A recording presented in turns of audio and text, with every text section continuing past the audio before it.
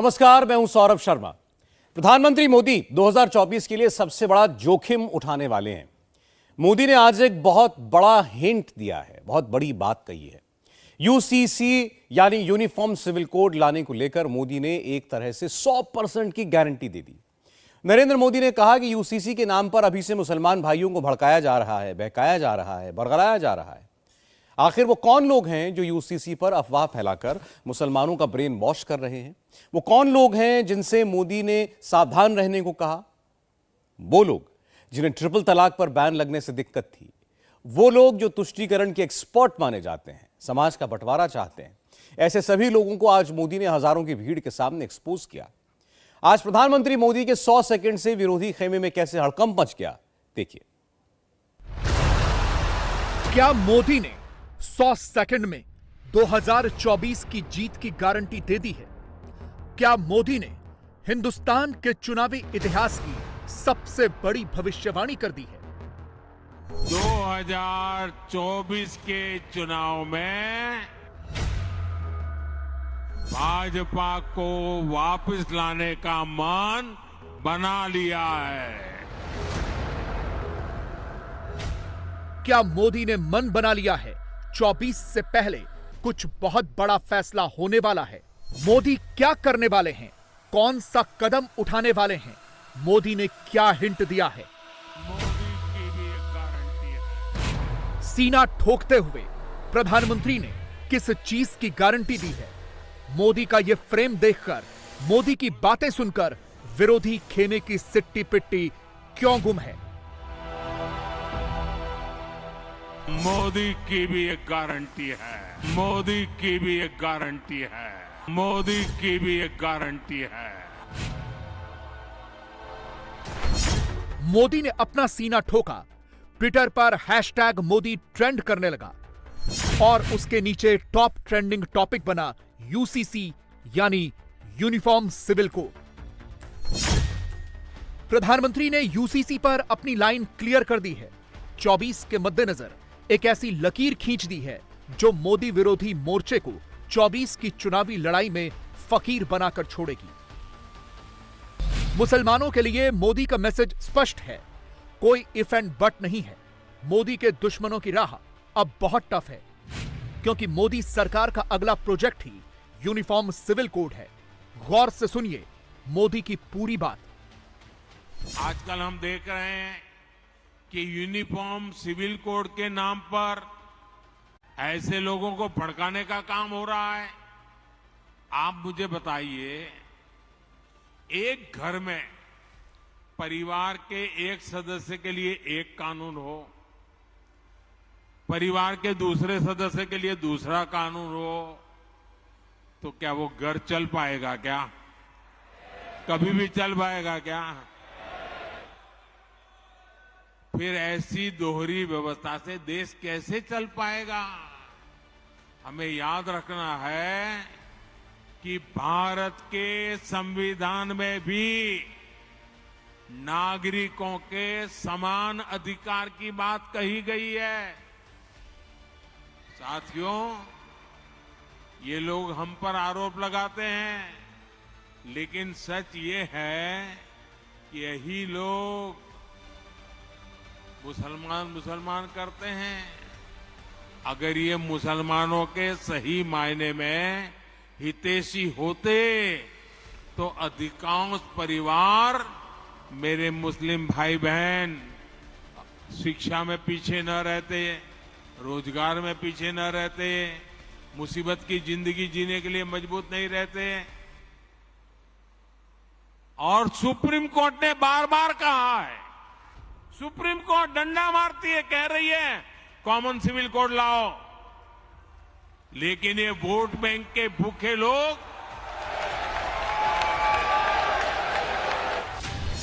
UCC पर मोदी का इतना कहना था कि भाईजान छटपटाने लगे, ट्विटर पर लंबा चौड़ा पोस्ट चिपकाने लगे। अखिलेश की पार्टी के नेता कम्युनल एंगल वाला टेप बजाने लगे। कांग्रेस ने इसमें ध्यान भटकाने वाली लाइन पकड़ ली। नीतीश कुमार की पार्टी के नेताओं को इसमें वोट बैंक की राजनीति नजर आने लगी। All India Muslim personal law board ने आनन फानन में मीटिंग बुला ली। जमीयते उलेमा हिंद को इसमें 24 से पहले माहौल खराब करने वाली पटकथा दिखने लगी। भारत के प्रधानमंत्री भारत की डाइवर्सिटी को, प्लुरलिज्म को एक प्रॉब्लम समझते, इसीलिए इस तरह की बातें करते रहते। तो क्या यूनिफॉर्म सिविल कोड के नाम पे आप प्लुरलिज्म, डाइवर्सिटी को छीन लेंगे क्या? आप वो करना चाह रहे?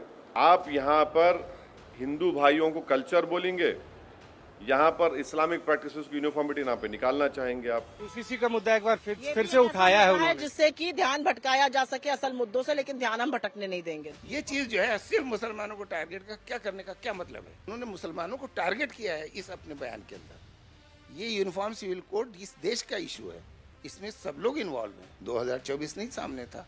अब इस प्रोसेस के अंदर मुल्क के अंदर फिजा को खराब करने की, आपस में डिवीजन करने की, एक को दूसरे से लड़ाने की का एक माहौल हो रहा है। मैं प्रधानमंत्री जी से कहना चाहता हूँ, 9 साल से ये 2 कानून कैसे चल रहा था, आपको अब तक क्यों नहीं याद आई?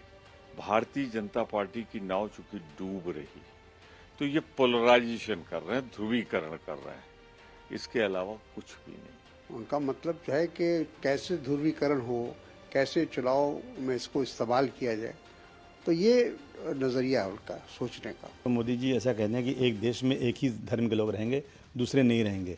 इसका मतलब यही हुआ देश में लड़ाई झगड़ा होगी और ये देश का बंटवारा होगा। ये सब चीज़ें करके राजनीति करना चाहते हो, मैं समझता हूँ ये सब बिल्कुल गलत चीज़ें हैं। यूनिफॉर्म सिविल कोड पर मोदी विरोधी खेमा जो डर फैला रहा है, क्या वाकई वैसा ही है या कहानी कुछ और ही है?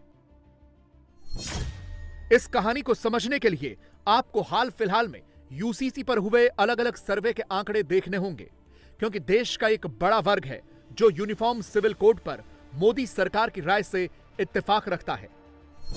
इसी साल जनवरी में आए एक सर्वे में देश के 69% लोगों की राय यह थी कि पूरे देश में यूनिफॉर्म सिविल कोड लागू होना चाहिए।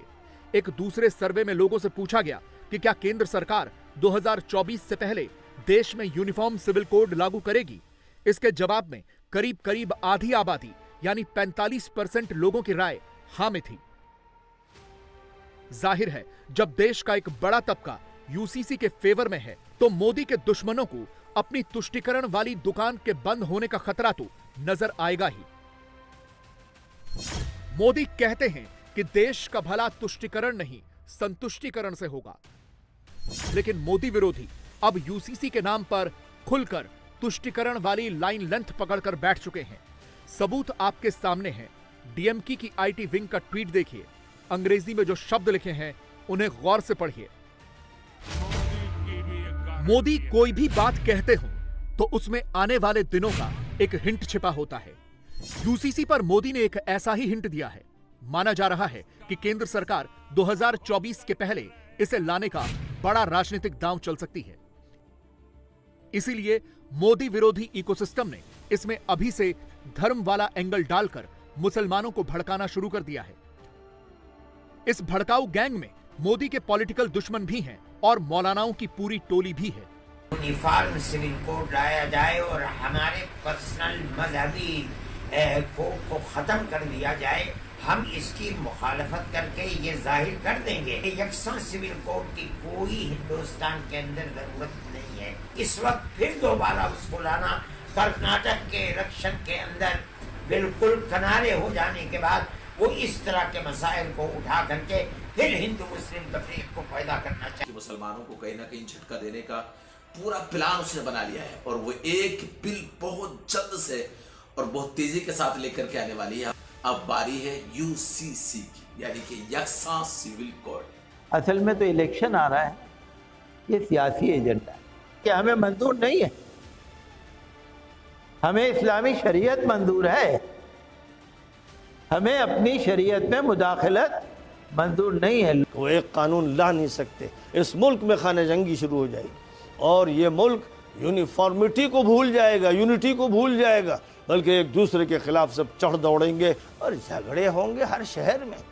यूट्यूब पर, ट्विटर पर, फेसबुक पर, इंस्टाग्राम पर अचानक से ऐसे मौलानाओं और मुफ्तियों के वीडियो तेजी से सर्कुलेट होने लगे हैं जो माइक लगाकर, कैमरा ऑन करके यूनिफॉर्म सिविल कोड पर भ्रामक बातें फैलाकर मुस्लिम मोहल्लों में डर फैलाने में जुट गए हैं।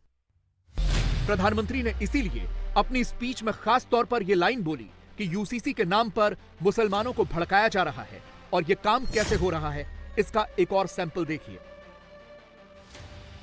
दोस्तों, आप जानते हैं कि यकसा civil code, common civil code का जिन अभी बोतल से बाहर आ रहा है, क्योंकि 2024 करीब आ रहा है। बीजेपी चाहेगी, इस मुल्क की भगवा ताकतें चाहेगी कि ऐसे जितने भी मुस्लिम मुखालिफ मुद्दे हैं, इनको, इन तमाम भूतों को, जिनों को बोतल से बाहर निकाला जाए और माहौल को गरमाया जाए। और जितनी हिंदू मुसलमानों में नफरतें पैदा होगी, सत्ता को इसका पूरा पूरा फायदा 2024 में हासिल होगा। और सत्ताधारी पार्टी यही चाह रही है। तो अब यकसा civil code, common civil code के मामले को उछाला जा रहा है। यानी जो इकोसिस्टम सीए और एनआरसी प्रोटेस्ट के दौरान एक्टिवेट हुआ था, अब वही इकोसिस्टम यूसीसी में धर्म वाला एंगल फिट करके बैठ गया है और मुसलमानों का ब्रेन वॉश करने लगा है। एक हफ्ते पहले ही प्यू रिसर्च सेंटर का एक सर्वे आया है, जिसमें पता चला है कि मोदी सरकार में हिंदुस्तान के 98% मुसलमान अपने धर्म को फॉलो करने के लिए पूरी तरह फ्री हैं। यानी जो लोग मोदी के खिलाफ एंटी मुस्लिम होने का एजेंडा चलाते हैं, इस एक सर्वे ने उनकी पोल खोलकर रख दी है। रही बात यूसीसी पर मुसलमानों के दिमाग में भ्रम पैदा करने वालों की, तो आज नहीं तो कल उनका एजेंडा भी एक्सपोज हो ही जाएगा। नरेंद्र मोदी जी ने देश के विकास की बात की, 3 तलाक को समाप्त करने की हिम्मत की बात की। कैसे तुष्टीकरण की जगह संतुष्टीकरण की राजनीति वो कर रहे हैं? क्यों देश में अब यूनिफॉर्म सिविल कोड की आवश्यकता है, जो संविधान भी कहता है, सुप्रीम कोर्ट के फैसले भी कहते हैं। नागरिक संहिता क्या समस्या है भाई? जिसमें समानता की बात है, उसमें कैसे इनको डिवीजन नजर आ रहा है? और अगर हमने अचानक ये विषय उठाया हो तो आप आरोप लगाइए। 1980 में भारतीय जनता पार्टी के गठन से आज तक एक चुनौती से कहता हूं, हमारा एक मैनिफेस्टो दिखा दीजिए जहां पर कि हमारे लिए ये विषय ना हो।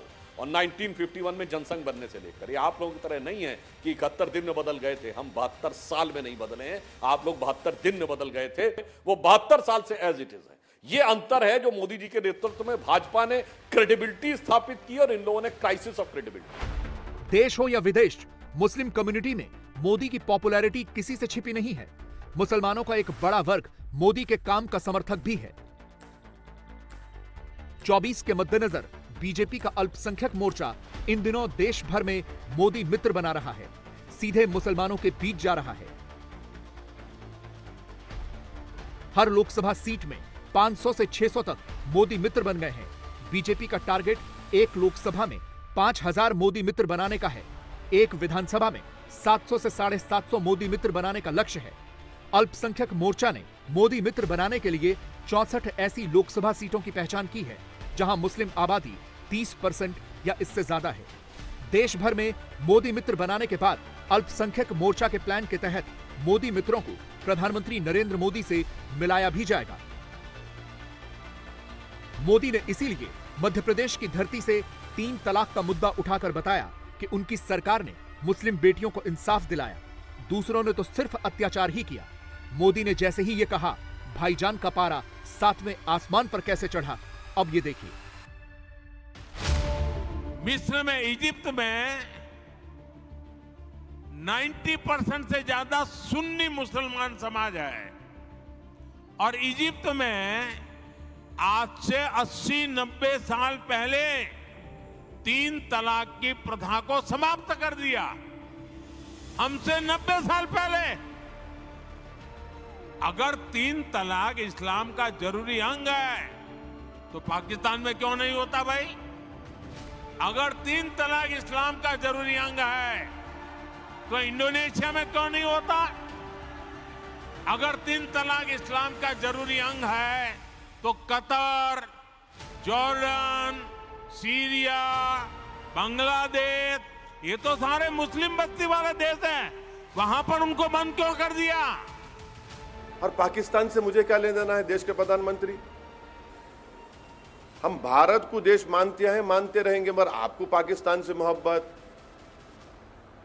आप ही बोल रहे इजिप्ट, आप ही बोल रहे कई कंट्रीज का नाम ले रहे हैं। कितना आगे चले गए हम लोग। हाँ, बहुत आगे चले गए, हम देख रहे ना, इतना आगे चले गए कि चोरी की सजा हाथ काटना है। करिए ना फिर, अब इतना आगे चले गए तो कौन रोक रहा आपको? कत्ल की सजा गर्दन काटना है, करेंगे क्या आप? आपको इतनी मोहब्बत कैसा होगी? आप 130 करोड़ भारत के लोगों के प्रधानमंत्री, आप क्या पाकिस्तान इजिप्ट के भी बनना चाह रहे क्या? अजीब बात है, प्रधानमंत्री देश के हैं, 24 का चुनाव लड़ना चाह रहे हैं, मगर पाकिस्तान की बात करते हैं, इजिप्ट की बात करते हैं। मोदी की टाइमलाइन में पसमानदा मुसलमानों का जिक्र भी बार बार आया है।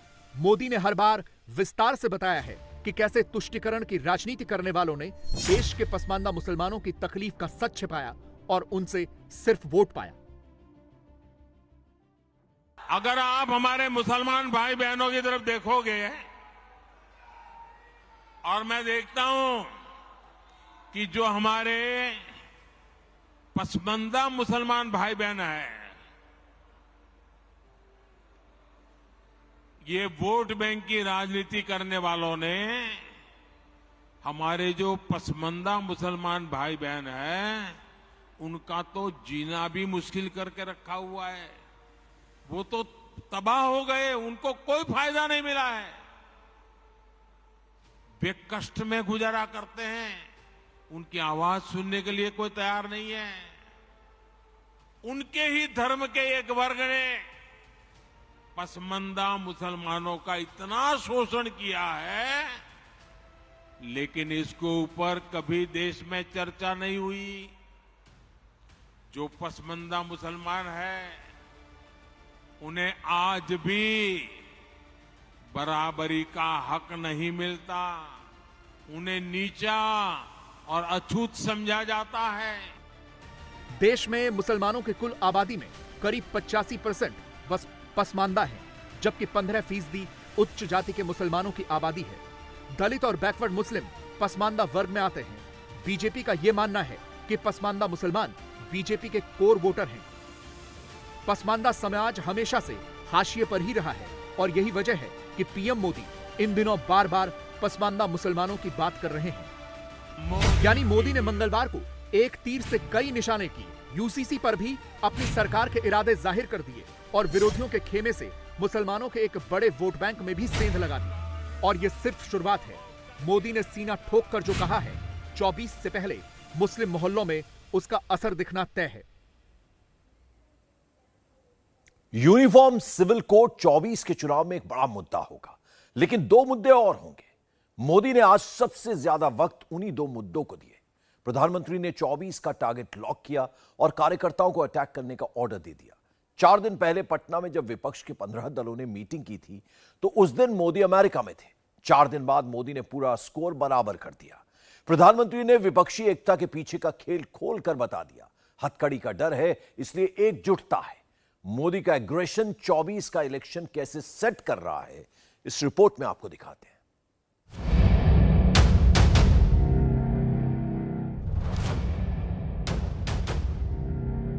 नरेंद्र मोदी ने 24 के लिए पॉलिटिकल गियर लगा लिया है। कर्नाटक चुनाव खत्म होने के बाद पीएम ने पहली इलेक्शन स्पीच दी, वो भी एकदम एग्रेसिव। अगर कोई गारंटी है इनकी, घोटालों की गारंटी, और मेरी गारंटी है हर घोटालेबाज पर कार्रवाई की गारंटी। 2024 से पहले ये मोदी की पहली इलेक्शन स्पीच है। दुश्मनों ने महीनों की तैयारी के बाद पटना में एक मीटिंग की। 12 नेताओं ने प्रेस कॉन्फ्रेंस की, सबने मोदी पर वार किया। प्रधानमंत्री ने पटना का जवाब भोपाल में दिया। नरेंद्र मोदी ने 4 दिन लिए, लेकिन जब वो बोले तो चंद मिनटों में ही विरोधियों के हवाई किले को ध्वस्त कर डाला। 24 के चक्कर में एकजुट होने के लिए पटना में इकट्ठा हुआ विपक्ष मोदी को हटाने की स्ट्रेटजी बनाता रह गया। प्रधानमंत्री ने विपक्षी एकता के गुब्बारे में छेद कर दिया। वो जो नया शब्द पॉपुलर किया जा रहा है, वो शब्द है गारंटी। ये सारे लोग, ये दल गारंटी है भ्रष्टाचार की।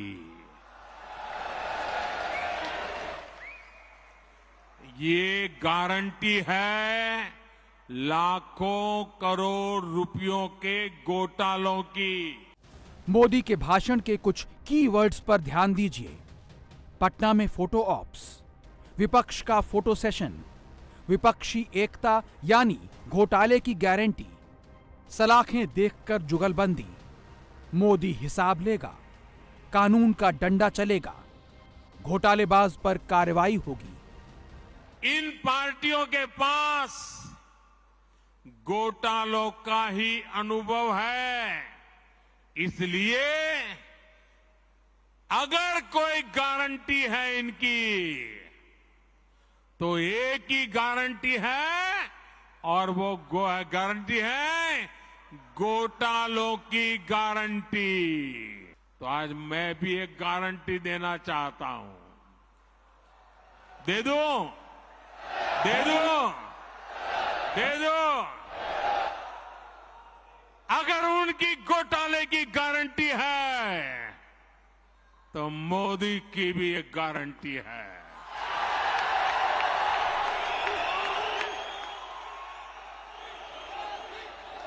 और मेरी गारंटी है हर घोटालेबाज पर कार्रवाई की गारंटी।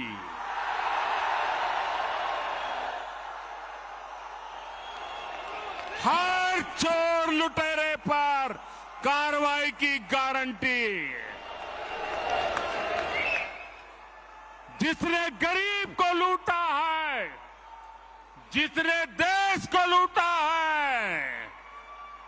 उसका हिसाब तो हो करके रहेगा।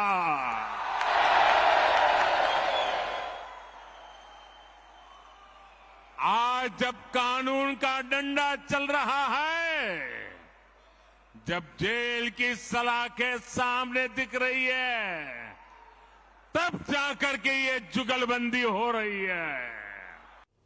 तमिलनाडु के मंत्री ने घोटाला किया तो जेल पहुंचा दिए गए।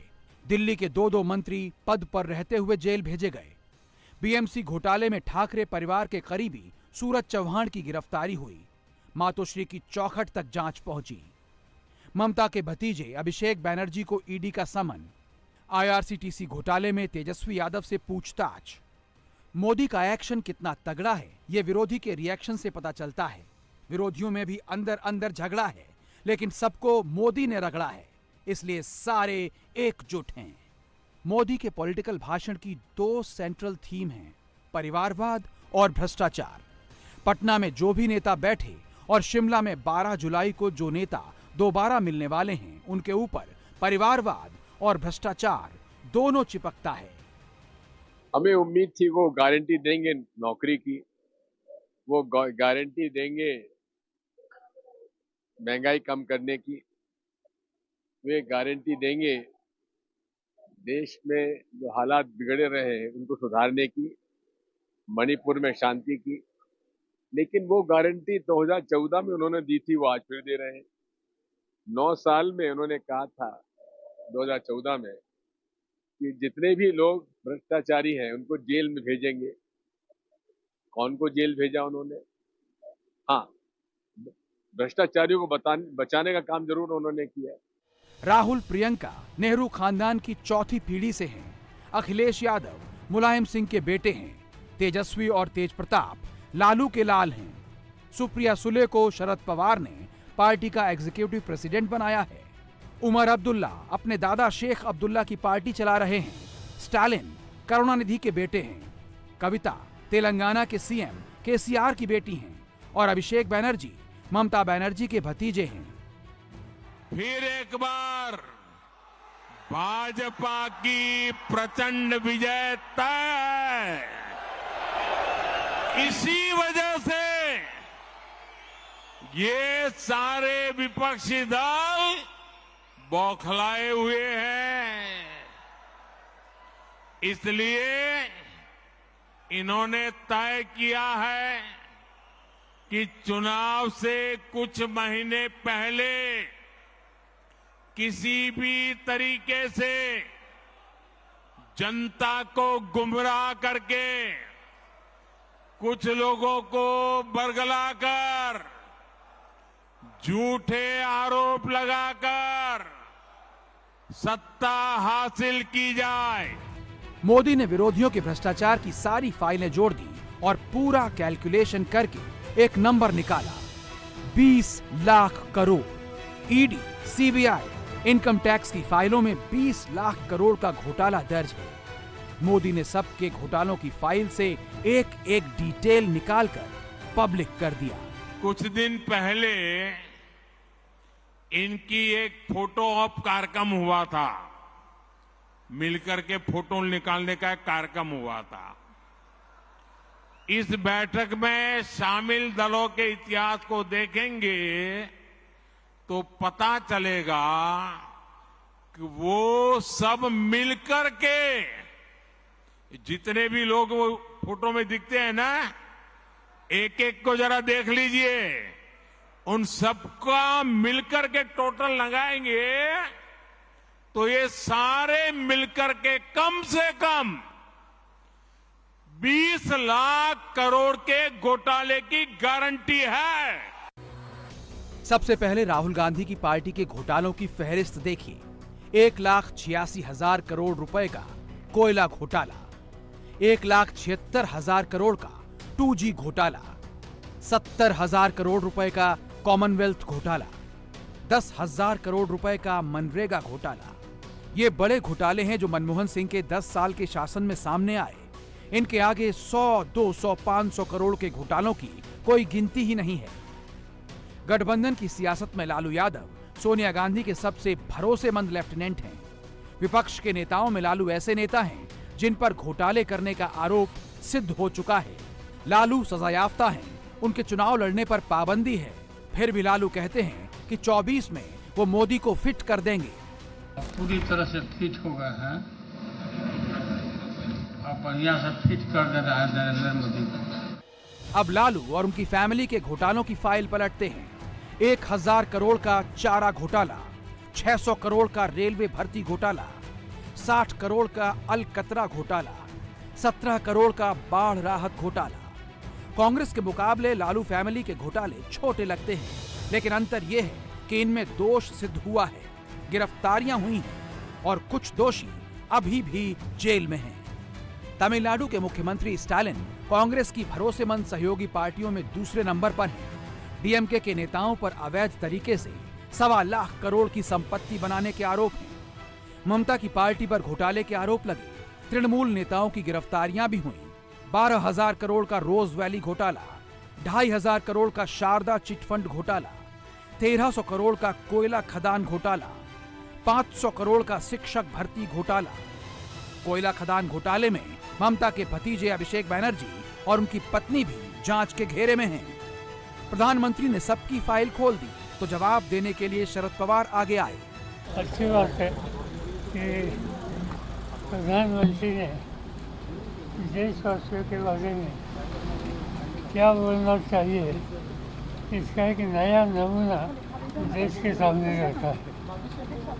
वहाँ जो मौजूद थे, इसमें तमिलनाडु के मुख्यमंत्री हो या अन्य कुछ राज्य के मुख्यमंत्री थे, कई भूतपूर्व मुख्यमंत्री थे, जिनके हाथ में स्टेट चलाने की जिम्मेदारी है और लोगों का समर्थन है। ऐसे साथियों के बारे में इस तरह का स्टेटमेंट करना कहाँ तक सामुदायिक है, इस बारे में प्रधानमंत्री ने सोचने की आवश्यकता है। मैं इससे ज़्यादा नहीं बोलना चाहता। 24 के चुनाव में अब 250 से भी कम दिन बचे हैं। एंटी मोदी पार्टियां किसी भी तरह से एक मोर्चा बनाने में जुटी हैं। उनकी विचारधारा अलग है, लेकिन मोदी से साथ मिलकर लड़ना है। ममता की लेफ्ट से लड़ाई है, पंचायत चुनावों में ममता की कांग्रेस से भी लड़ाई है, लेकिन लोकसभा चुनाव में दीदी को राहुल के साथ अलायंस करना है। कांग्रेस और लेफ्ट का बंगाल में याराना है, लेकिन केरल में कांग्रेस की लेफ्ट से कट्टर दुश्मनी है। कांग्रेस और समाजवादी पार्टी की नहीं बनती। यूपी में अखिलेश कांग्रेस को कोई स्पेस देने को तैयार नहीं, फिर भी अलायंस की बात चल रही है। कांग्रेस और केजरीवाल में अध्यादेश पर लड़ाई है। अगर बात बन गई केजरीवाल ने अपना टोन डाउन कर लिया तो उनसे भी अलायंस संभव है। मोदी ने विपक्ष की इसी कमजोर कड़ी पर वार किया। भाजपा के जो घोर विरोधी दल है, 2014 हो या 19, वो कितने ही घोर विरोधी थे, लेकिन उन दोनों चुनावों में हमने देखा कि इतनी छटपटाहट नहीं दिखी जितनी आज दिख रही है। जिन लोगों को कुछ लोग पहले अपना दुश्मन बताते थे, पानी पी पी कर कोसा करते थे, गालियां देते थे, अब उन लोगों को आगे जाकर वो साष्टांग प्रणाम कर रहे हैं, नतमस्तक हो रहे हैं। विपक्षी दलों की इन हरकतों से, उनकी घबराहट से साफ है कि देश की जनता ने 2024 के चुनाव में भाजपा को वापस लाने का मन बना लिया है। भोपाल से मोदी का राष्ट्रीय संबोधन बीजेपी वर्कर्स के लिए था।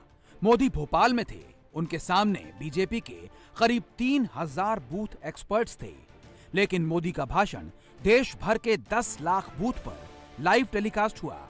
नमो ऐप के जरिए बीजेपी के 3 करोड़ बूथ लेवल वर्कर्स ने इसे सुना। 24 के चुनाव को ध्यान में रखकर मोदी ने जो पॉलिटिकल भाषण दिया, उसमें कार्यकर्ताओं के लिए कुछ मैसेजेस क्लियर हैं। मैसेज नंबर 1, मोदी करप्शन नहीं चलने देंगे। मैसेज नंबर 2, विपक्ष के नेता जेल जाने के डर से एक हो रहे हैं। मैसेज नंबर 3, मोदी के खिलाफ परिवारवादियों ने हाथ मिलाया है। मैसेज नंबर 4, विपक्ष जाति के आधार पर लोगों को बांट रहा है।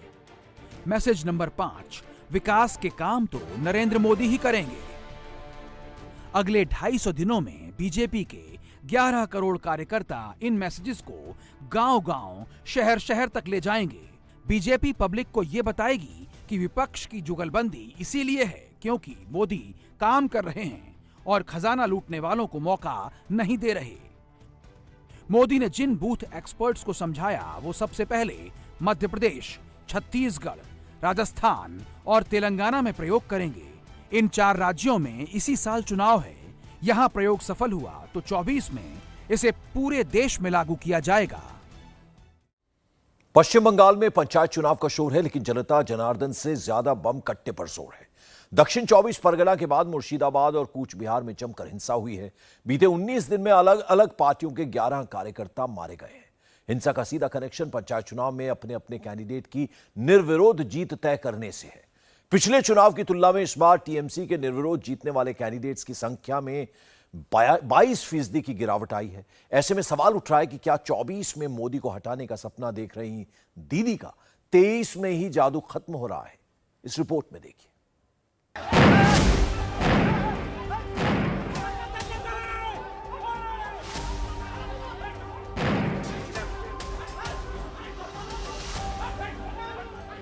बंगाल में पंचायत चुनाव की तारीख जैसे जैसे नजदीक आ रही है, हिंसा और बढ़ती जा रही है।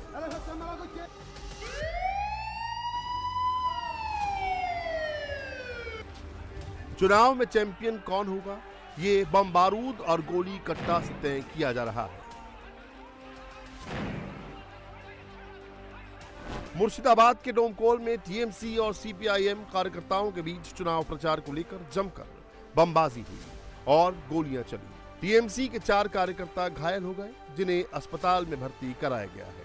आरोप है कि टीएमसी वाले सीपीआईएम के प्रत्याशी को प्रचार करने से रोक रहे थे। इसी बात पर खूनी हिंसा भड़क गई।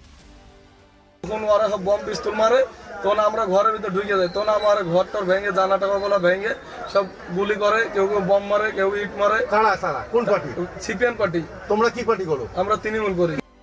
कूच बिहार के दिनहाटा में जमकर चुनावी हिंसा हुई। टीएमसी और बीजेपी कार्यकर्ताओं के बीच गोलियां चलने लगी, जिसमें टीएमसी के एक कार्यकर्ता बाबू हक की मौत हो गई, जबकि 5 घायल हैं। यहां एक दिन पहले ही मुख्यमंत्री ममता बनर्जी चुनाव प्रचार के लिए आई थी। पश्चिम बंगाल में 8 जुलाई को पंचायत चुनाव के लिए मतदान होना है। 3 दिन बाद 11 जुलाई को नतीजे आएंगे। पिछले 19 दिनों की चुनावी हिंसा में अब तक 11 राजनीतिक कार्यकर्ता मारे गए हैं। अब सवाल उठता है कि हिंसा की वजह क्या है। बंगाल में सत्ता का रास्ता ग्रामीण इलाकों यानी ग्राम पंचायतों से होकर जाता है। जो पार्टी ज्यादा पंचायतों पर कब्जा जमाएगी, 2024 के लोकसभा चुनाव में ग्रामीण बूथों पर उसकी पकड़ उतनी ही मजबूत होगी। 2018 के पंचायत चुनाव में टीएमसी के 34% प्रत्याशी निर्विरोध चुने गए थे, लेकिन इस बार सिर्फ 12% टीएमसी उम्मीदवार ही निर्विरोध चुने गए हैं। साल 2018 में टीएमसी के 20,078 उम्मीदवार निर्विरोध जीते थे, लेकिन इस बार सिर्फ 8,874 उम्मीदवार निर्विरोध जीते हैं। मतलब 5 साल में ममता बनर्जी की पार्टी टीएमसी को मिलने वाली सीटों में 22% की गिरावट आई है। अब हिंसा और पंचायत चुनाव का क्या कनेक्शन है, उसके एक और आंकड़े से समझते हैं। टीएमसी ने ज्यादातर सीटें निर्विरोध उन्हीं जिलों में जीती हैं जिनमें बड़े पैमाने पर हिंसा हुई है।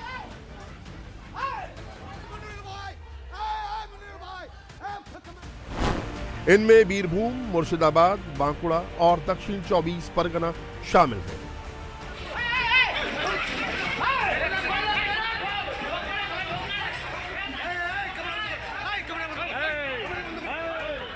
मतलब साफ है कि दीदी के लिए 2024 से पहले बंगाल में खतरे की घंटी बज चुकी है। 2008 के पंचायत चुनाव में ऐसा ही झटका 34 साल तक बंगाल में राज करने वाले वाम मोर्चा को लगा था। इंडिया टीवी हर वक्त हर जगह डाउनलोड करने के लिए सर्च करें India TV news Google play store या ऐप स्टोर पर।